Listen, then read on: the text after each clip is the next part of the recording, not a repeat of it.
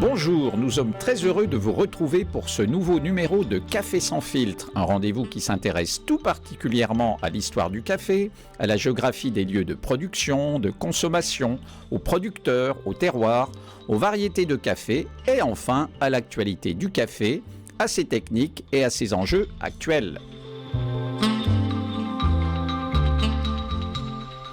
Aujourd'hui, dans la rubrique « Il était une fois le café », nous nous intéressons à l'étymologie du mot « café ». Puis, dans la rubrique « Sur la route des cafés », nous nous penchons sur certaines certifications ou labels qui n'impliquent d'ailleurs pas nécessairement la qualité en tasse. Enfin, dans la rubrique « Le café dans tous ses états », nous continuons notre enquête sur la décaféination et c'est la méthode appelée Swiss Water Process, décaféination à l'eau, que nous décortiquons.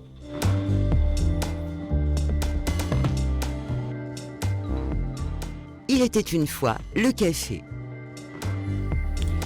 Tout d'abord, il est important de faire la distinction entre le nom du fruit du caféier, ben ou boune, et le nom de la boisson café qui en est issue. Ce sont deux mots complètement différents. Le nom africain du fruit du caféier, comme de l'arbre lui-même, est boune, B-U-N, ou ben, B-E-N, devenu boune, B-U-2-N en arabe.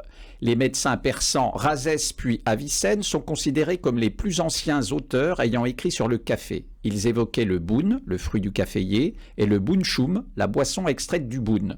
Mais parlaient-ils vraiment du caféier ? Mystère. Considérons maintenant le terme café. Ces 4 lettres ont changé le monde. Le mot serait apparu vers 1600 sous diverses formes. D'ailleurs, voici ce qu'écrivait Antoine Galland en 1699. Dans son petit traité intitulé « De l'origine du progrès du café », le français Antoine Galland, orientaliste, numismate et bibliothécaire reconnu à son époque, donne donc une définition du mot café. Je le cite. « Il est à propos d'établir l'étymologie et la signification propre du mot café. Il vient de kavé, comme le prononcent les Turcs. En second lieu, le mot kawe est le même que kawa ou kaouk parmi les Arabes, et que café et kavé viennent de kawa, qui est un mot arabe. » Fin de citation. Il faut savoir qu'en arabe, le terme kawa n'est pas limité au café. À l'origine, il signifierait avoir peu d'appétit, peu de goût pour la nourriture, avoir du dégoût, et non l'inverse comme on l'entend souvent. Il viendrait du mot aka, qui signifie repousser quelque chose et cesser de le faire. Les musulmans ont nommé le vin kawa, par répulsion pour ce breuvage. Toutefois, le sens du mot kawa, parce qu'il rejette le sommeil et excite l'esprit et le corps, s'est doucement transformé de génération en génération pour signifier ce qui vivifie, ce qui ranime. De là, une origine contraire donnée par certains auteurs à ce mot. On a voulu connecter le mot café avec le nom de la ville de Kaffa, au sud de l'Abyssinie, région d'origine des premiers caféiers. Rien ne permet de le dire, d'autant plus que la plante est appelée boune et en aucun cas kawa. Et d'autre part, le son du A en arabe est proche du A français de café. Autre précision encore, le HW que l'on trouve dans le mot arabe kawa devient parfois 2F ou F ou V dans les usages en Europe. Pour conclure, le mot café est donc d'origine arabe mais influencé par la prononciation des Turcs qui étaient les principaux utilisateurs de ce mot à l'époque, et ce mot va continuer à être légèrement modifié par chaque peuple en fonction de la phonétique en usage dans sa propre langue. En France, il passera par différentes orthographes, sans doute sous l'influence de l'italien. En tout cas, jusqu'à la fin du XVIIe siècle en France, on écrira café avec 2 F, puis café avec un seul F. Ce qui est sûr, c'est qu'en 1694, l'Académie française écrit café avec un seul F dans son dictionnaire, même si jusqu'à la Révolution française, on trouvera encore souvent le mot café avec 2 F. Et donc sans transition, nous passons à notre deuxième rubrique du jour. Sur la route des cafés. Aujourd'hui et dans le prochain épisode de Café sans filtre, nous nous penchons sur certains labels et certifications régulièrement utilisés dans la commercialisation de certains cafés. Alors qu'en est-il exactement, Jean-Louis ? Eh bien Clément, évoquons d'abord la certification biologique. La certification biologique encourage une agriculture respectueuse de l'environnement et un travail de la terre aussi naturel que possible. Cela implique la rotation des cultures, des protocoles stricts sur l'utilisation de produits phytosanitaires et d'engrais de synthèse. Cela sous-entend également le bannissement des OGM. Évidemment, cela signifie aussi qu'il faut utiliser les ressources de la ferme caféicole, comme par exemple le compostage, les engrais naturels, c'est-à-dire le fumier, les cerises et la pulpe de café. Et à l'inverse, la pratique de l'agriculture dite conventionnelle, c'est-à-dire industrielle, avec ses intrants chimiques, n'est elle pas durable, car elle provoque une dégradation des sols, pollue l'environnement et constitue une menace sanitaire pour les producteurs et pour les consommateurs. Et d'ailleurs, pour vous, Jean-Louis, l'utilisation du mot conventionnel pose question, n'est-ce pas ?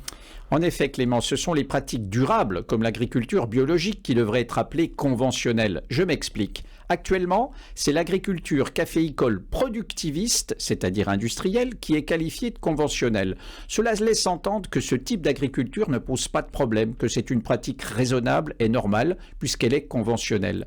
L'utilisation du mot conventionnel est donc pour moi un paradoxe qui trompe le consommateur. Et cultiver bio, c'est bien, mais cela n'inclut aucunement les conditions de travail, d'existence et les niveaux de rémunération pour l'immense majorité des ouvriers agricoles.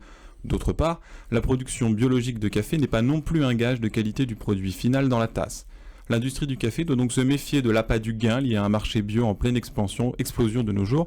Et le café certifié bio, c'est bien, mais ce que nous obtenons, ce sont des cafés sans traçabilité suffisante, ce sont des ouvriers agricoles sous-payés, et puis les consommateurs vont faire confiance à ce label de certification bio, alors que l'envers du décor n'est pas si vertueux. Une précision, dans la filière du café de spécialité, très souvent, il s'agit de café biologique, car cultivé sans intrants chimiques, sans OGM et avec davantage de respect pour une durabilité environnementale et humaine, mais sans label, car obtenir le label coûte très cher aux producteurs qui cherchent à produire de la qualité. Ce qu'il faut retenir, c'est qu'il est impossible qu'un paquet de café certifié bio et ou équitable, qui coûte moins de 5 € en grande surface, a vraiment respecté la qualité du café et la dignité du producteur. Un café de qualité durable et qui rémunère suffisamment les producteurs coûte beaucoup plus cher. Donc, soyons des consommateurs vigilants et méfions-nous des pratiques peu vertueuses. Alors un autre label de certification maintenant, le commerce équitable. Tout le monde connaît l'initiative Fairtrade ou commerce équitable qui a pour but de permettre aux organisations de petits producteurs de café d'obtenir des prix plus élevés et plus stables pour leur production et donc de devenir davantage maîtres de leur développement. En plus du coût de production, on intègre également les coûts de fourniture, de services comme l'eau courante, les soins de santé, l'éducation et les coûts des systèmes agricoles plus respectueux de l'environnement. Les prix plus élevés payés par les consommateurs pour les produits issus du commerce équitable profitent donc aux organisations de producteurs. Créée aux Pays-Bas en 1988, l'association de commerce équitable Max Havelaar regroupe aujourd'hui de nombreux pays. Clairement, cette association a fait le choix de la grande distribution et de la politique de consommation de masse pour écouler les lots de café certifiés Fairtrade. Bien sûr, c'est tant mieux pour les organisations de petits producteurs qui sont mieux rémunérés, mais c'est tant pis pour les consommateurs solidaires qui certes achètent et boivent équitable, mais qui boivent rarement du bon café. Merci pour ces précisions, Jean-Louis. Alors dans l'épisode 12 de Café sans filtre, nous avons introduit rapidement le sujet du processus de décaféination. Et aujourd'hui, nous continuons notre réflexion et nous abordons la décaféination à l'eau, appelée Swiss Water Process ou SWP. Le café dans tous ses états. Ce traitement naturel avec de l'eau, inventé en 1933 en Suisse, d'où son nom, a été commercialisé dans les années 80 au Canada, en Colombie-Britannique, par la société Swiss Water Decaffeinated Coffee Incorporation, sous la marque Swiss Water Process, SWP. Alors le procédé Swiss Water est une méthode naturelle de décaféination. En utilisant de l'eau et en ajustant la température sur une période de temps donnée, la caféine est retirée en douceur du café vert, sans aucun ajout de produits chimiques, afin de restituer les qualités d'origine et du café, mais sans caféine. Lorsque les grains de café arrivent dans les ateliers de Swiss Water au Canada, voici donc le processus de décaféination par lequel ils passent. En premier lieu, la peau du grain que l'on appelle pellicule argentée est retirée du grain de café vert. Puis, le café est hydraté, ce qui permet au grain de se dilater en vue de la décaféination.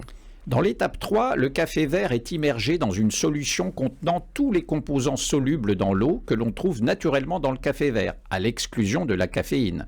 Cette solution d'eau est appelée extrait de café vert, Green Coffee Extract en anglais GCE. Tous les composés hydrosolubles sont ainsi maintenus à l'équilibre entre le café et l'extrait de café vert, le GCE. Cependant, la concentration de caféine entre le café et l'extrait de café vert est déséquilibrée, puisque l'extrait de café vert n'en contient pas. Cela crée donc un principe d'osmose inverse, et au fur et à mesure que l'on extrait le café vert, le GCE coule sur le café et la caféine migre hors du grain et passe dans le liquide. Étape 4, l'extrait de café vert qui contient maintenant de la caféine passe par des filtres à charbon qui ne retiennent que la caféine, ramenant ainsi cet extrait de café vert à son état sans caféine. Étape 5, l'extrait de café vert sans caféine est ensuite redirigé vers le café, et ce à plusieurs reprises, jusqu'à ce que le café soit à 99,9% sans caféine, conformément à la législation européenne. Étape 6, notre GCE, notre extrait de café vert, est alors récupéré avec de l'eau douce chaude, puis réutilisé pour décaféiner un autre lot de café vert. Étape 7, le carbone qui retient la caféine est alors incinéré puis restructuré de manière à pouvoir être utilisé à nouveau.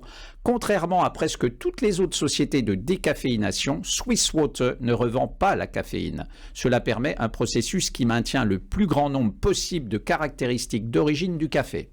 Enfin, dernière étape, le café vert décaféiné est séché, mis en sac puis expédié. Et alors concernant les torréfacteurs, 2 possibilités s'offrent à eux. Première possibilité, les torréfacteurs achètent le café directement à Swiss Water parmi 15 à 20 références que la société propose. Il s'agit d'une gamme de café allant de l'eau de très haute qualité, de l'eau de pure origine ou de l'eau d'assemblage. Certains sont certifiés biologiques, commerce équitable ou encore Rainforest Alliance que nous développerons la prochaine fois. Deuxième possibilité, les torréfacteurs envoient leur propre lot de café à Swiss Water. On parle alors de décaféination à façon. Un café décaféiné par Swiss Water est très proche d'un grain non traité. Mais il y a néanmoins des différences gustatives, car la décaféination est un processus qui a un impact sur la structure cellulaire du grain de café, comme toutes les autres méthodes de décaféination d'ailleurs. Il faut savoir que les équipes de Swiss Water dégustent chaque lot de café décaféiné et le comparent au même café d'avant le processus de décaféination. Voilà, notre fascinante découverte du Swiss Water Process, la décaféination à l'eau, prend fin.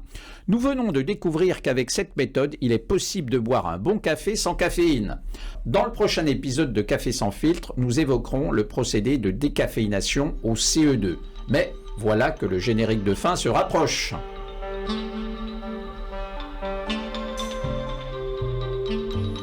Je tiens à remercier Clément Jacot qui a animé cette émission avec moi et Valérie Lantoine qui était à la réalisation. En attendant de vous retrouver bientôt, essayez de goûter un café décaféiné à l'eau avec la méthode Swiss Water, sans oublier de prendre bien soin de vous et de votre prochain.